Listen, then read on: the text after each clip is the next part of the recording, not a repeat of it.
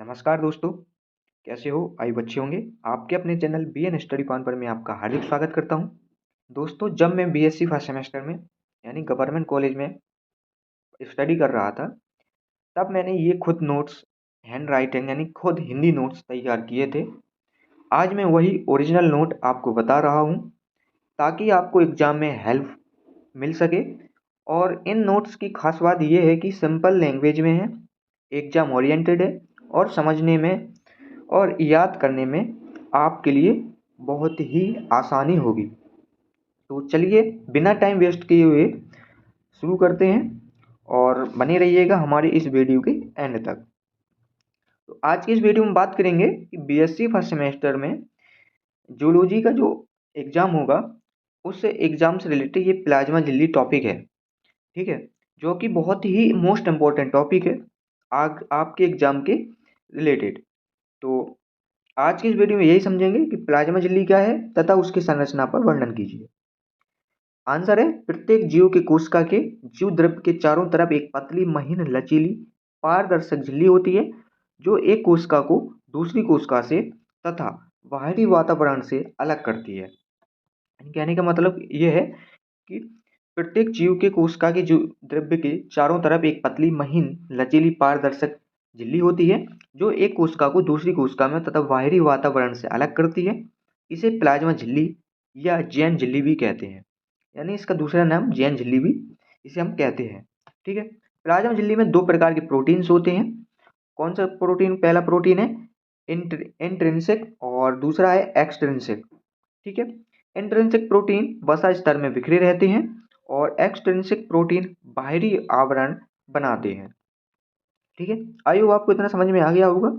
अब बात करते हैं प्लाज्मा झिल्ली की रासायनिक संगठन, chemical composition of plasma membrane. Plasma झिल्ली वसा, प्रोटीन एवं कार्बोहाइड्रेट की बनी होती है, यानी तीन चीज से मिलकर बनी होती है प्लाज्मा झिल्ली। पहली वसा, प्रोटीन, कार्बोहाइड्रेट।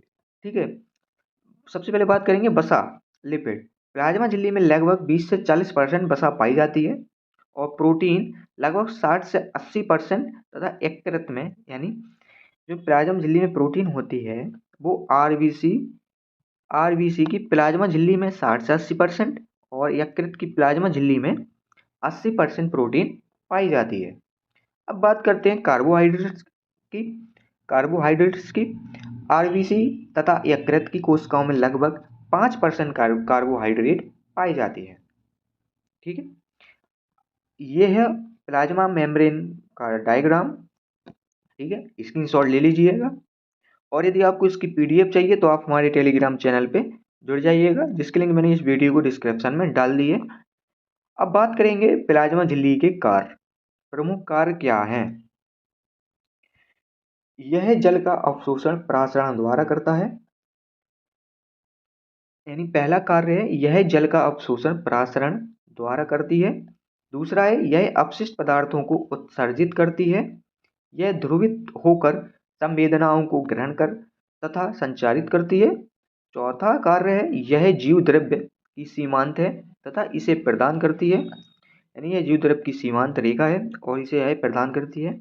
यह समीप स्थित कोशिकाओं से संबंध स्थापित करती है, जो कि ऊतक निर्माण के लिए आवश्यक है। ये था प्लाज्मा झिल्ली से रिलेटेड हिंदी नोट्स। आपके एग्जाम से रिलेटेड बहुत ही हेल्पफुल होने वाला है। और यदि आपको उसकी हिंदी नोट्स चाहिए तो आप हमारे टेलीग्राम चैनल पे जुड़ सकते हैं।